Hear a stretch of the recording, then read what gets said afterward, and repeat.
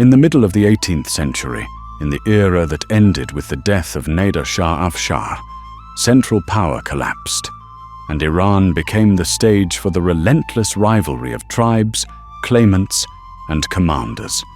Men who, in pursuit of an ownerless crown, avoided no violence.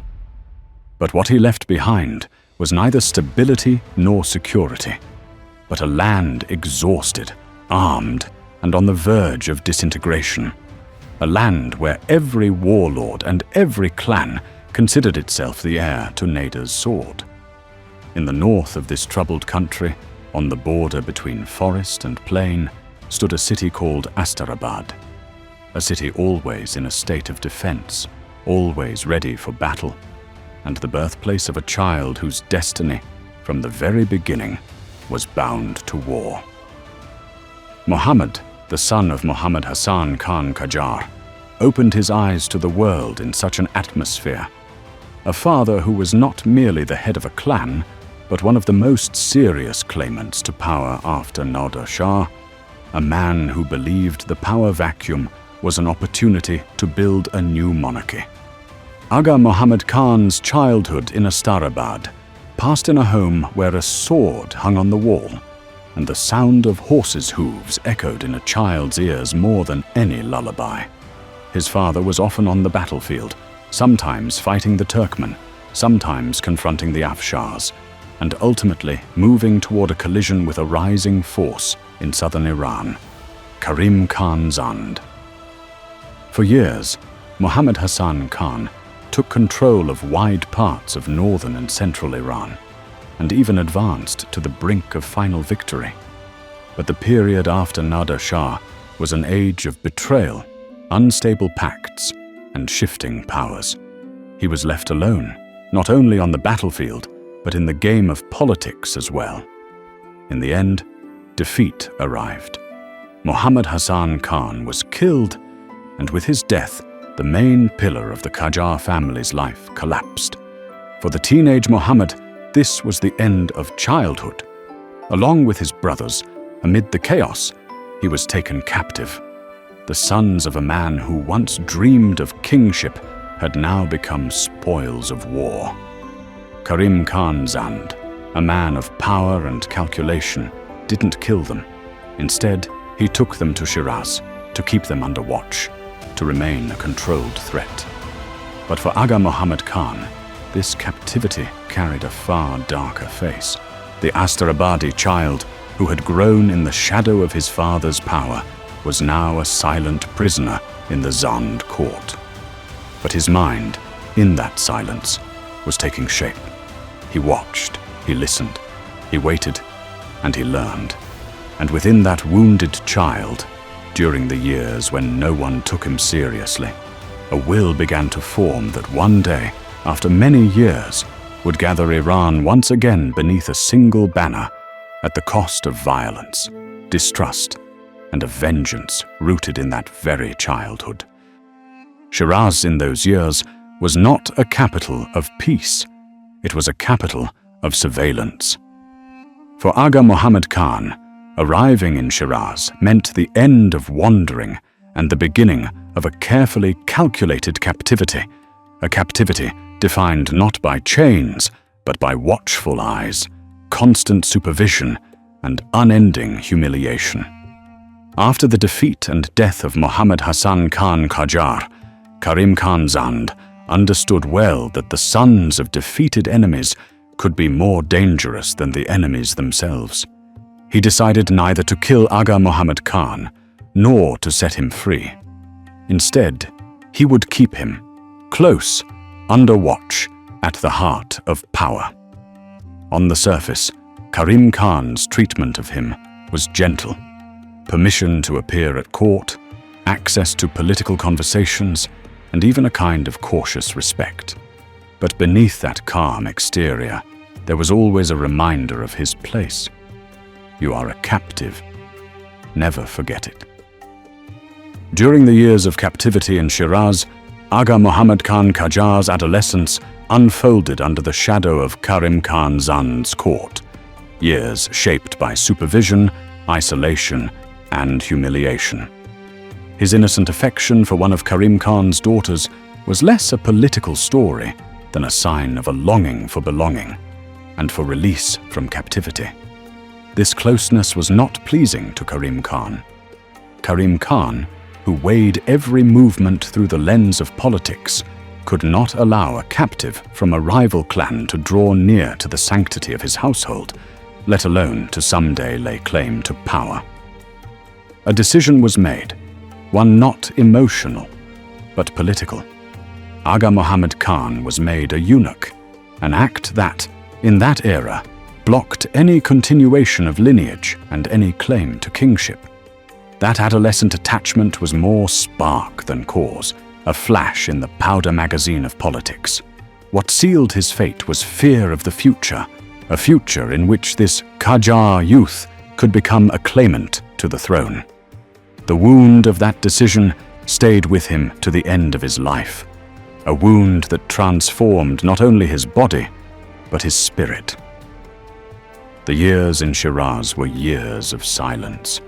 Agha Mohammad Khan spoke little, but saw much. He observed Karim Khan's conduct, how he restrained commanders, managed tribes, and played the delicate game between violence and restraint. He learned that power is not always forged on the battlefield.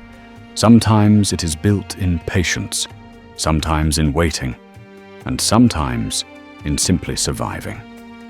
His relationship with Karim Khan was neither that of father and son, nor of enemy and friend.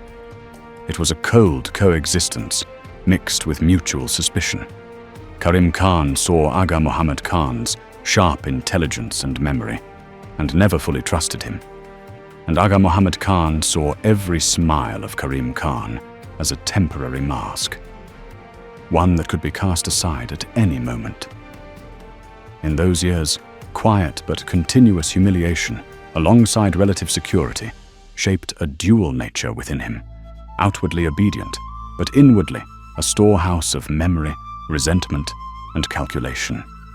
For Agha Mohammad Khan, Shiraz was a school of power, a school in which he learned how to survive, how to wait, and how to recognize the right moment one day, when it came. When Karim Khan Zands died, that fragile balance collapsed. The order he had built unraveled with his death, and the invisible prison of Agha Mohammad Khan suddenly found doors through which to escape. That Astarabadi child, who had lived for years in shadow, was now ready to step out of it. The years of captivity ended, but what had formed in Shiraz was not an ordinary man. It was a mind that understood power, trusted no one, and knew that to build an empire, mercy is often the first casualty. The death of Karim Khan Zands was not only the end of one man's life, but the beginning of the collapse of an order that for years had been maintained through balance, fear, and authority. With Karim Khan's voice silenced, Shiraz was no longer that calm, controlled city. The court became a battleground of rivalry. Claimants to power emerged, and the Zands dynasty became entangled in internal chaos. In this turmoil, the invisible prison of Agha Mohammad Khan cracked for the first time. For years he had been waiting for such a moment. The moment when guards would hesitate, orders would contradict one another, and power would lose its focus. Agha Mohammad Khan, who had lived for years in silence, now decided with urgency. His escape was not an emotional reaction, but the result of years of patience, observation, and calculation. He left Shiraz by night, without an army, without ceremony, but with a prepared mind and a memory filled with plans. The path he took was not a return. It was the revival of the past. Astarabad, the same land where his childhood had been formed, was now the destination of a man who was no longer a child. He was returning to the north, not for refuge, but for power. Agha Mohammad Khan's return to Astarabad was a return to the Qajar tribe, to relatives, scattered commanders, and a clan that had remained without a leader for years. In the absence of his father, he now had to take on the role of leader. But this time, he no longer acted with the haste of youth. He had learned that power must first be secured, and only then expanded. Gradually, the clans gathered around him, not only because of the Qajar name, but because of his decisiveness, his measured silence, and a mind that recognized weakness with precision. In those very years, he began to rebuild Qajar influence, through alliance, through threats, and at times through the ruthless removal of opponents. His methods were a direct reflection of the Shiraz years: deep distrust, strict control, and no forgiveness. Escape from Shiraz was not the end of captivity for Agha Mohammad Khan. It was the beginning of a new mission. He was no longer a captive of the Zands court. He was its rival. And from within that return to Istarabad, a movement began that years later would lead to the fall of the Zands dynasty and the birth of a new dynasty. The child who had once been taken captive had now returned, not for life, but for rule. Returning to Istarabad did not mean the end of flight for Agha Mohammad Khan Qajar. It meant the beginning of building. He understood well that in Iran, after Karim Khan, power was not formed in a single city, but through the bonds of tribes, through fragile loyalties and alliances that endure only through fear, shared interests, and real authority. The Qajar tribe, after years of dispersal, had been left without a leader. Each commander had gone his own way, and the memory of past defeats had destroyed trust. Agha Mohammad Khan entered this space not with speeches, but with decisions. He moved quietly, summoned the commanders one by one, reminded the elders of their position, and drew the younger men close with promises of power and plunder. In this union, there was no room for doubt, either with him or against him. Gradually, the Qajars became a coherent force again, not merely a tribe, but the core of a power being born. From the very beginning, Agha Mohammad Khan showed that he had not forgotten the past. He knew who had remained loyal, and who had turned away in the hardest days. In the south, the Zands dynasty was no longer the unified power it had once been. After Karim Khan's death, internal Sanghasha wore down the court and fractured the army. Zands claimants fought one another more than they fought external enemies. This was the moment Agha Mohammad Khan had been waiting for years. He began the war not with a sudden assault, but with gradual pressure, seizing key regions, cutting communication routes, and exhausting the enemy before the final battle. Every move was calculated, and every pause deliberate.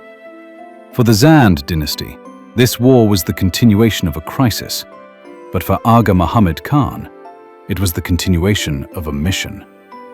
He was no longer the silent captive of Shiraz.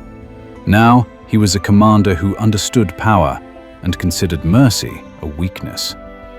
The war with the Zands dynasty was not only a war for the throne, it was personal, a settling of accounts with years of humiliation, with captivity, and with a destiny that had been meant to erase him. The union of tribes was the first step, and the war with the Zands dynasty was the beginning of a path that pushed Iran once more toward unity, but at a heavy cost, and led by a man who had learned since childhood that in the world of power, the only law is victory. After the death of Karim Khan Zands, what weakened the foundations of the Zands government more than any other factor was not the military pressure of external enemies, but internal rifts and the betrayal of its closest officials. Among them, the role of Ibrahim Khan Kalantar was more decisive than all others. A man who for years held the administration of Shiraz in his hands and possessed broad social, economic, and political influence. It was Ibrahim Khan Kalantar who, through his long-standing influence within the administrative apparatus and among the city's notables, played a decisive role. By calming the situation, winning the support of the elites, and organizing financial and bureaucratic affairs, he created the conditions for Lotfali Khan Zand, Karim Khan Zand's maternal cousin's grandson, to immediately ascend to power and be recognized in Shiraz as the Zand Shah. In the eyes of many people and leading figures, Lotfali Khan Zand was considered the last hope for reviving the order of Karim Khan's era. The initial support of Ibrahim Khan, based on a precise understanding of the balance of power and the city's need for stability, enabled Lotfali Khan to present his rule as legitimate and move beyond the turmoil of the first days. Lotfali Khan Zand's wife, a woman from the local aristocracy of Shiraz, and his marriage to the young Shah was seen as a sign of his short-term effort to build a court and restore the order of Karim Khan Zand's time. Lotfali Khan Zand, despite his personal bravery and considerable military ability, lacked a reliable network of loyal statesmen. He relied on the sword, but neglected the rear. And that neglect, in a city like Shiraz, where politics and bargaining played a decisive role, cost him the capital itself.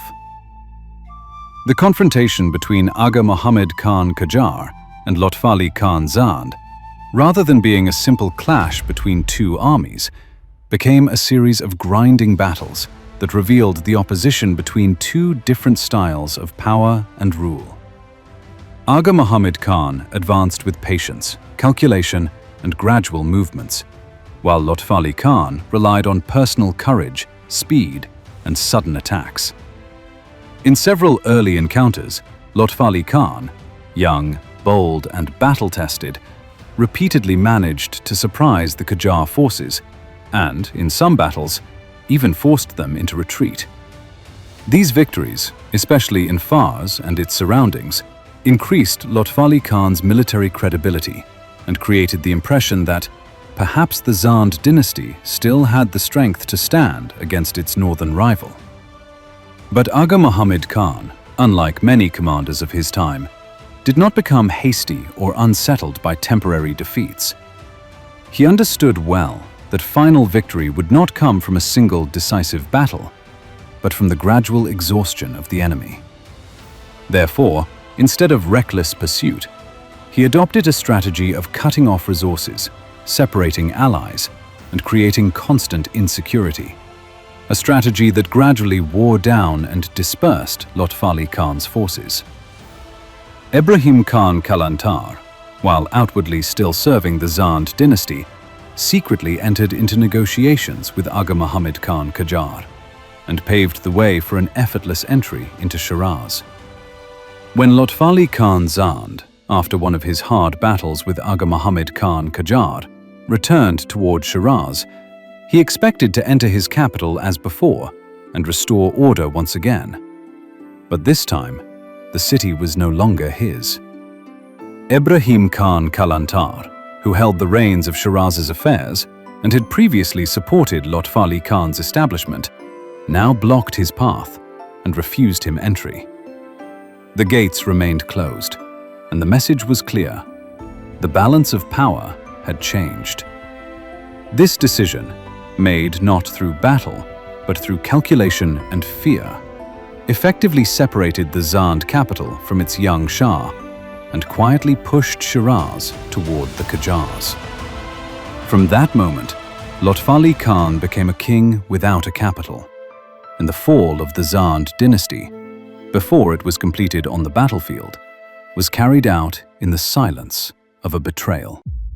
After the fall of Shiraz, Lotfali Khan Zand no longer had a capital, yet he still had will. With the small forces that remained, he set out for Kerman, a city far from the center, yet with strong walls and a people who still held to the name of the Zand dynasty. A city that at that time was under the command of a Qajar governor and held decisive military and economic importance. This time, Lotfali Khan Zand moved forward not as an exiled king, but with the intent to attack and reclaim authority. Relying on personal bravery and the support of sympathetic local forces, Lotfali Khan defeated the army of the Qajar governor and seized the city. The victory in Kerman was his first major conquest after repeated retreats, and conquest that revived the name of the Zands dynasty once again. With his establishment in Kerman, Lotfali Khan took an action whose meaning went beyond the administration of a single city. He called himself the King of Iran. This declaration was not merely a claim. By minting coin in his own name, he sent a clear message across the country that the Zands dynasty was still a claimant to the crown, and that he considered himself the lawful king of Iran. In these same days of consolidation and reorganization, the personal life of the young king also took on a new color. Lotfali Khan became acquainted with the daughter of one of his allies in the conquest of Kerman, an attachment that began with closeness and sympathy and led to marriage.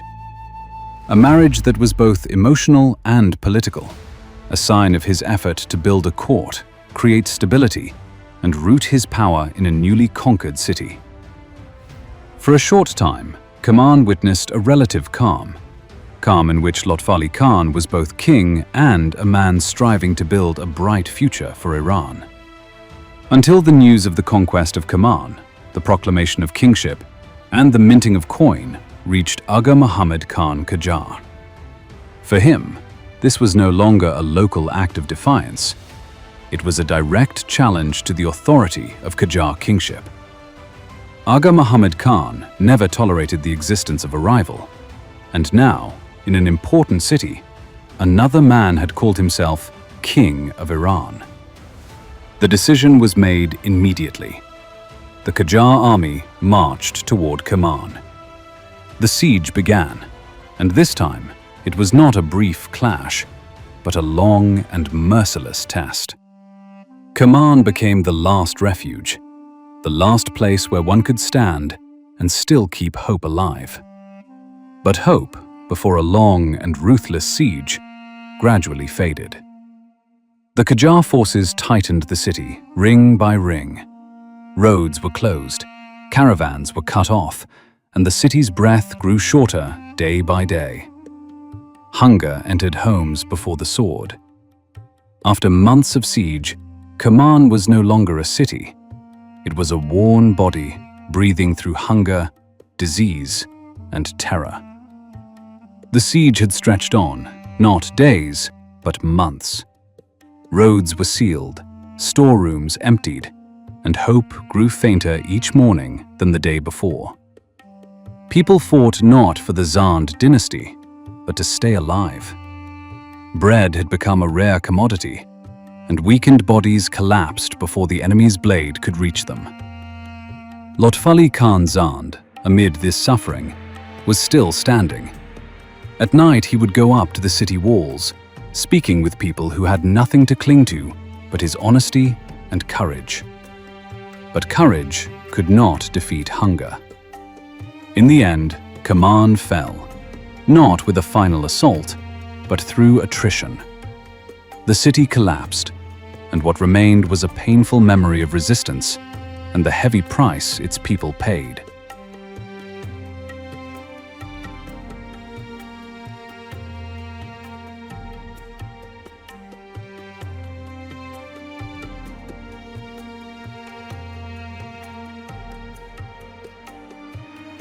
In the last moments, Lotfali Khan fled, not from the battlefield, but from ruins that could no longer endure. He set out for Bam, hoping to catch his breath there, gather strength, and perhaps challenge fate once again. But Bam was the final stage.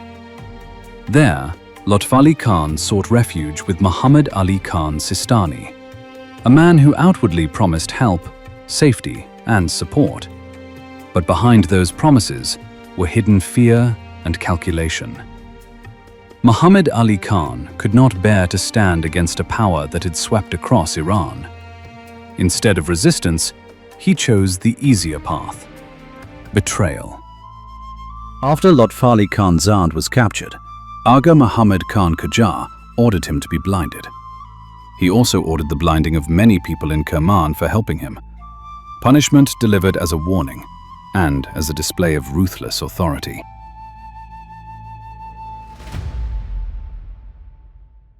After the end of the Zands dynasty and the elimination of the last internal rival, Agha Mohammad Khan Qajar found himself in a position that few rulers after Nader Shah had ever experienced: unrivaled power within Iran.